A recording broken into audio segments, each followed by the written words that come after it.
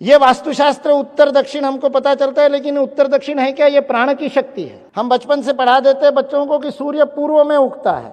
मैं कहता हूं इससे गड़बड़ बात क्या सिखाते हैं हम? सूर्य जिस दिशा में उगता है उसको पूर्व कहते हैं, पूर्व में सूर्य नहीं उगता। और उसको पूर्व क्यों कहते हैं? तो प्राण विद्या के कारण कहते हैं। सूर्य ही महाप्राण है, उससे ही प्राण प्राप्त होते हैं।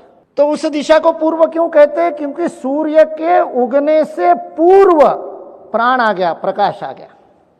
पूर्व का अर्थ के पहले, सूर्य के पहले प्राण आया, इसलिए वो दिशा पूर्व है। सूर्य के जाने के बाद भी प्राण है, पश्च इसलिए पश्चिम है। जिधर जाने से प्राण की गति बढ़ते जाती है, मात्रा बढ़ती है, उत्तर लगातार बढ़ती जाती है, इसलिए उत्तर है। जिधर प्राण कम है इसलिए दक्ष, सतर्क रहने की आवश्यकता, इसलिए वो दक्षिण है। वही आग्नेय नैऋत्य में, पूरी पुस्तक अभी नहीं बता दूंगा।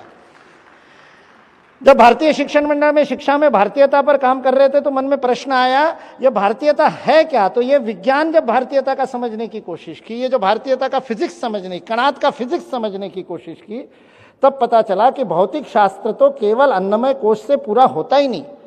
Bye only studying matter you cannot study physics, you need to understand the underlying energy. जो यूनिफाइड थ्योरी के अंदर वो एक ऊर्जा को खोजने का सारा विश्व फिजिक्स प्रयत्न कर रहा है, उस ऊर्जा को हमारे ऋषियों ने कब का खोज लिया था प्राण शक्ति के रूप में। 22 जनवरी को साक्षात देखा। उससे 2 दिन पहले जब वो सारा धान्य में और सब रखने के बाद में वो अरुण योगीराज जिन्होंने वो मूर्ति बनाई रामलला की, कह रहे थे रात को 2:30 बजे का मुहूर्त था जब वो रामलला की आंखों पर लगी हुई पट्टी खोली गई।